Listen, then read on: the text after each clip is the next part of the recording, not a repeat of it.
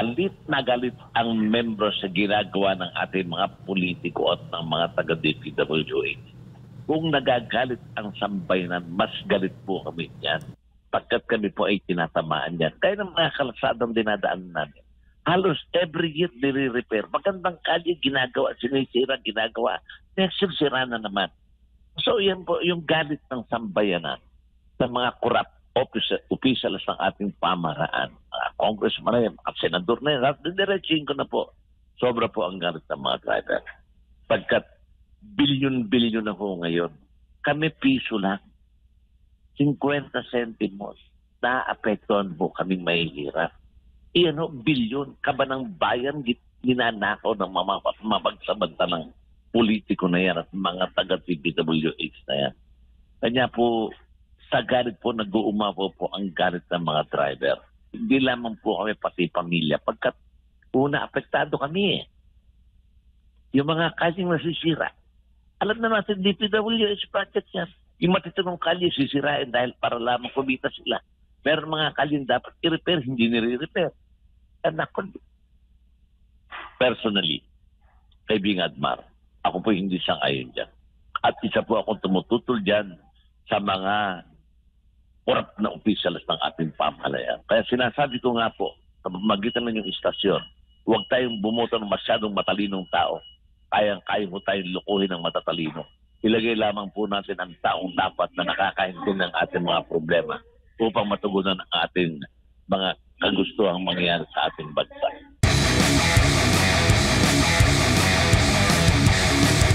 Isang, alam mo, hindi ko masabing maganda eh. Pero ngayon, maganda na ang umaga dahil walang ulan, maayos ang panahon. Pero kahapon, alam mo, Jaden at Mar, pagkising ko, masama ang panahon eh. Oo nga. Dahil doon sa pagbukas ko ng TV, nakita ko kagad 120 ang itinaas ng diesel. Nako. Yun nga. Oo, pati gasolina. Kanya talagang ito napakahirap ng katatayuan ng hanay ng transportasyon and even private motor vehicle owner nahihirapan na rin po. Kaya ba, Ka-Obet, may panukala kayo, ang grupo po niyo at iba pang mga grupo? Kasama ho ba kayo doon sa mga nagpanukalang patupad ng taas pasahe sa mga pampasaherong sasakyan? Actually, Admar and Jade, gusto ko lang sa inyong istasyon maliwanagan na ang proponent po nito, hindi po proponent ng mga flood control, mga baha, ay ang Pasang Masta po at ang Kaltodap. Kami po ang mga petitioner dito at wala na pong ibang organisasyon. At ito po nga pong ipinail namin na 5 pesos noong 2023 para ma-recap lang po natin yung mga nagdaan, na-aprobahan po kami ng September of 2021 peso out of the 5 pesos na ipinail namin petition for fare increase. At yun nga po yung nagpapatuloy kami ng paikipag-ugnayan o hearing sa LTFRB. At hanggang dumating na nga po itong buwan ng taon ng 2025, magmula po noong itong taon na ito ng 2025 from January up to yesterday, patataas na 120, itinaas ang aming pong suma ay umabot na po ito ng 23 pesos na mahigit ang itinaas ng aming ng diesel sa buong taon, Admar and Jay. Po. At yan ang malinaw na batayan po ninyo kung bakit nagkaroon po kayo ng rekomendasyon o panukalang na taas pamasahe, Ka-Obet. Tama yan, Jade, sapagkat hindi lamang ang presyo ng petroleum product, ng aming diesel, kundi pati mga spare parts, sa mga other parts pa ng mga sakyan, nagtaasa na wala namang puknat ang pagtataas nila. Para bang sumasabay na rin yan sa mga big three. Pag tumaas yan, nagtataasan din yan. At pag bumaba, hindi na rin bumababa ang presyo. Opo. So, ganun pa man, dininig pa rin ng ating LTFRB, ng bagong chairman, si Atty. Vigor Mendoza. At para maikwento ko lang po, Admar and Jade, nagkaroon ng public consultation 2 weeks ago nationwide. Ito po ang kagandahan doon sa marunong na chairman, nakakaintindi. Nationwide, nagpatawag siya ng consultation sa public transport leader, mga commuters, at panghanay tungkol dito sa aming pagtataas. At ngayon po, kinukulit na nila lahat yung magiging resulta ng public consultation. But most probably, papunta ho doon siguro sa kahilingan namin na baka maitaas ang aming pamasahe kahit piso lamang o kaya doon sa succeeding kilometer, Admar and Jade, kasi Sa petition namin, yun lamang first 4 kilometers ang affected. Wala no kaming additional na hiningi. Kanya ngayon, binuksan po namin kahit sa additional kilometers kung madagdagan, kung hindi makuha yung 1 peso. At I'm very hopeful na mukha pong magiging maganda ang resulta nito at Marenji. Opo, Kaobet, linawin ko lang, nasa magkano po ang eksaktong taas pasahe po na inyo pong inirekomenda at papaano ho ba ninyo ito nakuha? Baga, saklaw na dito yung fuel, maintenance, boundary? Ano niya pong 2020, nag-file kami ng 5 pesos fare increase. Alam naman po natin na parang palengke ang ating LTFRB, magbabargain po yan. Alam namin it's impossible for LTFRB to approve our 5 pesos fare increase. Kaya po, na-approve kami ng provisional na 1 peso out of the 5 pesos. Maligaya na ho kami dyan. Pero ito nga po, yung taon neto, talagang tumaas na po ng almost 23 for this year. At isa nga pong nagiging problema namin, yung pagtaas ng mga sumasabay na presyo ng mga spare parts na kailangan ng aming sasakyan. Opo. Alam po natin na kabado yung publiko sa taas sa pasahe na yan, Kaobet. At papaano po ninyo mapapaniwala yung ating riding public po na makatarungan itong inyo pong panukalang nadagdag pasahe? Well, kagaya nga po nung binabanggit ko kanina at ako naman siguro talagang ang naunawaan tayo ng ating mga nakit. Wala naman ibang paghuhugutan ng ating mga driver kundi itong pagtaas ng pamasahe. At yun nga hong pinaliliwang natin 23 pesos na po ang tinaas kada litro for this year. At nung nakaraang taon pa, talaga ang benchmark po namin kung tutusin nasa 45 pesos eh. Ngayon nasa 60 pesos na halos ang diesel, 55, 57. Kanya masyadong malaki na po. At dito sa kwentada namin, naniniwala kami. And we also consulted some of the commuters, lalo si Ma'am Elvira Medina, sila attorney, yung abogado ng kinausap din namin, at iba pang mga involved sa commuters group, naintindihan po nila yung plight ng mga driver. Kaya sabi nga nila, kung pansamantala lamang yung Kaobet na habang mataas, wala hong magiging problema sa amin. So yun po yung mga nadidinig namin doon sa aming mga nakakausap na mga maapektuhan ng pagtaas ng presyo ng pamasahe. Sa tingin po ninyo, Kaobet, may posibilidad na baga tutugunan ito, sasang-ayonan ito ng LTFRB, itong panukala po ninyo ngayong holiday seasons? Well, palagay ko alam ko na kahit paano matutugunan ng aming kahiling ang pagtaas pasahe. Pero alam mo, Jade at Mar, mabuti na pag holiday season, bilang petitioner sa fare increase neto, kung ma-approve man po, pagpalagay po na ma-approve natin ang first week of December, i-deeper na rin po namin. Makikiusap po kami sa chairman na by January next year natin i-effect yan. Una, kaibigang Jayden at Mar, yung mga tinamaan ng bagyo mga kababayan natin, yung tinamaan ng lindol, alam nyo, yung mga bagyo na yan dito sa Pilipinas, halos na-apekto ng ating mga mamayan. Kahit po paano, makapakatulong po kami kahit maliit na bagay lang, makatulong kami dahil ito parang pamasko na rin namin para doon sa mga mahihirap nating mga nakay, meron naman ho tayong puso at damdamin. Sabi ko nga sa kanila, kami ho nagbutas pa ng isang sinturon para lang kami na mag-a-adjust para ayaw ko rin ho na sa panahon ng krisis, kalamidad, mapagsamantalahan natin ng ating mga kabayan kahit piso lang.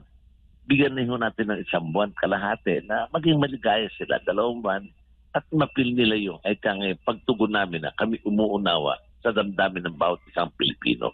Nababanggit nga ang Panginoon Diyos, kailangan tayo magbigayan, magmahalan.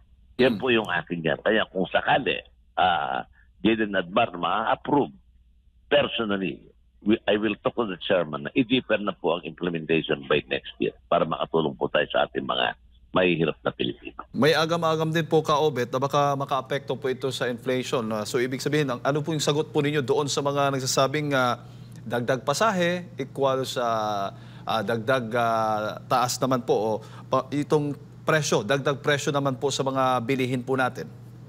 Well, naiintindihan po natin yan. Magkakaroon ng domino effect ito, pero ang akin lang pong ipinapakausap, hindi ko siguro maunawaan din tayo ng ating mga mananakay tungkol dito. Pagkat wala namang paghuhutan ng ating mga driver. And aside, Jayden at Mar, nagkaroon kami ng pagpupulong kapag kay Chairman Vigor ng LTFRB at aming binubusisi itong fuel subsidy na kasi merong batas dito sa atin na kailangan bumaba ng $80 per barrel bago makuha namin ang aming fuel subsidy. Ngayon, ito po yung wino-workout din namin sa ating kalihim na kahit wala pang $80 ang barrel, ibigay na kami sapagkat kailangan namin. Gaya nga po ng mga pangyayari neto.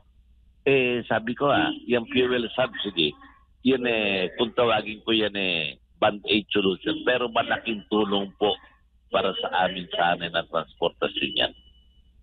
Opo. Madalas kasi sinasabi ng publiko, hindi raw nararamdaman yung service improvement kahit nagkakaroon ng dagdag pasahe. Ka-Obet, ano ba yung commitment po ninyo kung sakali man maaprubahan po ito, magkakaroon ho ba ng pagbabago dito nga po sa makikita ho ba yung pagbabago sa serbisyo naman po ng grupo po ninyo? Well, sa amin naman kasi yung serbisyo po para sa aming mananakay, kung mapupo naman nyo po rito in the National Capital Region, hindi po inaabot ng 24 hours sa kanila. Sabi po ay nagsiservisyo 24 oras upang matugunan ang mga mananakay na maihatid sila ng ligtas sa kanilang uuwian at maihatid sila ng ligtas sa kanilang paroroonan. Kanya po yung mga serbisyo aming ginagawa na yan, talagang nagkasakripisyo po, nagpupuwit ang mga driver natin para lamang po doon mabigyan natin ng proteksyon ng ating mga mananakay. Tanging jeep po at ang ibang taxi ang inaabot po ng magdamag sa kalye at hindi po kami bumibitaw dito upang maging maayos po ang serbisyo namin sa ating mga mananakay. Opo. Bago ko ipasok kay Partner Admar, Ka-Obet, kung sakali man na hindi pa naaprubahan ng LTFRB ang inyo pong panukala, ano pong alternative po ninyo? Nabanggit niyo po kanina, fuel subsidy. Bukod po doon sa fuel subsidy, ano po yung mga nakikita po niyo mga opsyon? Well, ang isa pang mga option po rito, kaibigan Jake, nire-request din namin sa LTFRB, sa LTO, sa MMDA, yung operation ng kolorum at mga out of line. Yan po talagang nakaka-apekto sa hanap buhay namin, mga legal na may mga prangkisa. At ito po ay talagang talamak na, sakit na, cancer na ito ng ating hanay ng transportasyon. Kanya nga po kami may pagpupulong din by next week, i-ASEC Marcos Lacanilao ng LTO. At isa pong i-request namin to yung operation ng kolorum sa bawat ruta. Pagkat ito po yung nakaka-apekto sa aming hanap buhay ng mga legitimate franchise holder. Ganon din po sa ating MMDA chairman, kay Chairman Don Artes. Ako po ipapasal mamaya para mag-usap kami at makiusap para lamang dyan po sa mga out of line at kolor na naglipa na po sa Kalakang Maynila. At hindi lang po rito, kaibigang Jay, even nationwide yung mga kolorum po tayo. Na ito pag nawala, nabawasan mo lang to kahit 50%, gaganda na rin po ang kita namin mga legitimate franchise holder. Opo, Ka-Obet, magandang umaga po, si Admar po ito. Clarify ko lang, naibigay ba yun, naipamahagi ba yung fuel subsidy po sa inyo? Kasi kung malala natin, kalagitnaan itong taong kasalukuyan, nababanggit na yung fuel subsidy, hindi lang po sa mga motorista or sa mga driver, mga chopper at mga operators, meron din po sa mga magsasaka. Meron po kami natanggap na fuel subsidies here at yun nga po at nagpapasalamat kami sa ating kalihim na Giovanni Lopez at bagong chairman. Yun nga po kung tawagin yung kaibigan at may band-aid solution pero napakalaking tulong yan. Kanya sa panahon po ng krisis na ganito talagang wala naman pinagkukod ng ating mga drivers, pinasasalamatan po natin ang ating pamahalaan. At bukod yan napanggit ko rin kanina kay Jade na Admar, kaibigan, na kahit wala pa yung batas na $80, ibigyan na rin po ang mga subsidy, kaming mga operator driver, pagkat talagang kailangan na po. Ako po, papayag lang ng ganyan kung para maiwasan din yung pagtataas ng pamasahe, iyan na po ang isang bahagi na maaaring maitulong sa amin ng ating pamahalaan. Pansamantala, pwede po natin i-adjust yung aming fare increase. Kaya nang binanggit ko kay KJ, at kung ma-approve naman to, sabi ko, kaibigan Admar, ipa-deeper ko implementation sa ating chairman by next year na upang makatulong din tayo at makatugol sa mga pangailangan na mahihirap natin mamayan na tinamaan ng kalamidad ng bagyo, lindol sa buong Pilipinas, Admar. Opo. And kamusta naman po yung automatic na fare increase?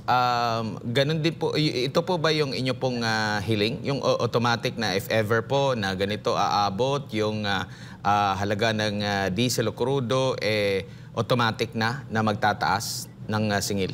Mabuti na buksan yun. Take up ko rin niya kay Chairman Vigor Mendoza kahapon at sa aming pagpupulong. Kasi ang papasang Mazda ang petitioner dyan sa automatic fare collection na yan. Kaya yun sabi nga niya, pag-aaral nila yan at yun maayos naman dahil alam mo nga sa mga pagdinig, kung magpapile kami ng petition for fare increase, gaya niyan, 25 na. We filed this formal petition for fare increase of 5 pesos September of 2023. July, na-approve kami ng September. Sometimes February, na-approve ko ng September na 1 peso kasi talaga medyo mataas nun. From that time on, kaibigang Admar, nabagko kay Jade, hindi rin nagkaroon ng fare increase. Stagnant na kami at paglaban kahit na mataas ang presyo. Pero sa ngayon talagang nabibigatan na kami. Hindi na namin kaya ito. At binanggit ko rin kanina na 23 pesos nang itinaas sa loob ng isang taon nito na malaking bagay para sa aming hanay. Opo, at dito nga po sa development ng mga issues sa bansa ngayon natin, Ka-Obet, pag naririnig po ba ng mga tsoper itong issue ng korupsyon, talaga bang doble galit sila dahil kumbaga sa inyo, kakapiranggot na nga lang yung hiling ninyo para po sa fare increase at mababalitaan nyo pa na grabe yung korupsyong nangyayari. Hindi lang bilyon, trilyong piso na ang sinasabing nakukulimbat sa pera ng taong bayan, Ka-Obet. Nako, alam mo, Admar, Jade, galit na galit ang membro sa ginagawa ng ating mga politiko at ng mga taga-DPWH. Kung nagagalit ang sambayanan, mas galit po kami yan.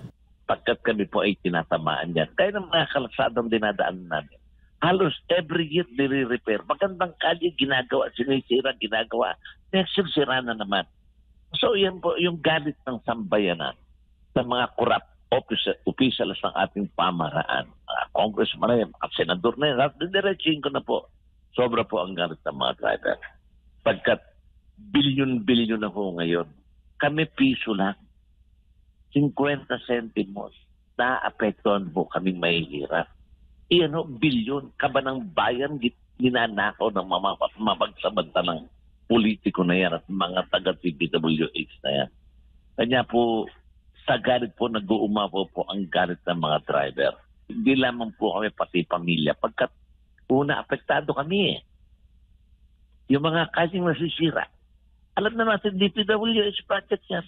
Yung matitinong kalye, sisirain dahil para lamang kumita sila. Meron mga kalyeng dapat i-repair, hindi nire-repair. Ako, personally, kaibigan Admar, ako po hindi sang-ayon dyan. At isa po akong tumututol dyan sa mga corrupt na officials ng ating pamahalaan. Kaya sinasabi ko nga po, sa magitan ng yung istasyon, huwag tayong bumuto ng masyadong matalinong tao. Kayang-kaya mo tayong lukuhin ng matatalino. Ilagay lamang po natin ang taong dapat na nakakaintindi ng ating mga problema upang matugunan ang ating mga kagustuhang mangyayari sa ating bansa.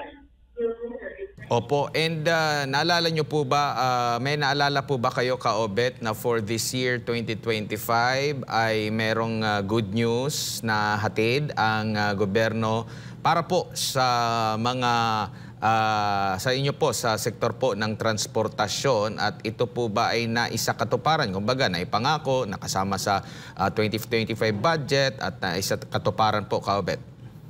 Yun nga po lang aming mga service contracting. Tinitipid pa po. Isipin nyo, nakapagbibigay sila ng libreng sakay. Kami naman, may libreng sakay kami. Babudget na kami, 1 bilyon. Yung 1 bilyon na yan po, sa laki ng aming grupo na yan, halos 2 weeks lang po, mauubos yan 3 weeks. Samantalang dapat matuguran din yung mga pangailangan ng mahihirap nating mamamayan. Kanya po, inaasahan din namin yan na maisayos ng ating pamahalaan ng pagtulong dun sa tama at makatwirang paggastos ng pera ng kaban ng bayan.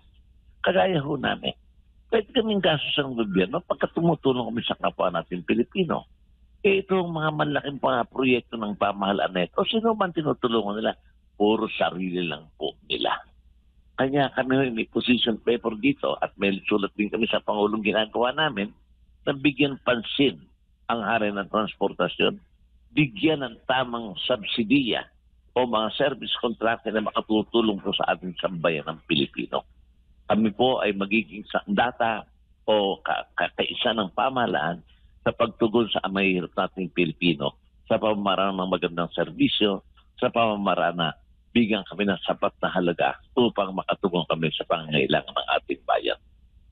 Ka-Obet, siguro huling mensahe po ninyo muli sa ating mga kababayan nanonood po sa mga oras na ito, maging sa ating pamahalaan. Well, nagkapasalamat po ako sa inyo, kaibigang Admar, kaibigang Gage, sa inyo pong istasyon. At sa mga nakikinig po sa mga ngayon, ako po'y nananawagan sa inyo na sana po itong aming ginagawa sa atin ng transportasyon, kung magkaroon man po ng pansamantalang pagtataas, ay maunawaan po ninyo kami. Wala pong paghuhugutan ng ating mga driver, kundi ito po. Taas ng gas ng petrolyo, taas ng spare parts, at yung serbisyo po asaan nyo ibibigay namin sa inyo ng todo para lamang tayo ay magkatulungan. At yung pong nangyayari sa ating bansa ngayon. Tayo po'y magdasal, manalangin sa Panginoon Diyos na sana po ang mga corrupt officials nito ay managot, ang mga corrupt officials nito na gumagastos o ginagamit ang pera ng bayan, pera natin, ay managot at makulong sa lalong madaling panahon. At magtulong-tulong po tayo manalangin sa ating Panginoon Diyos na magkaroon ng katahimikan ng ating bansa at pagkakaisa para sa kabutihan natin lahat.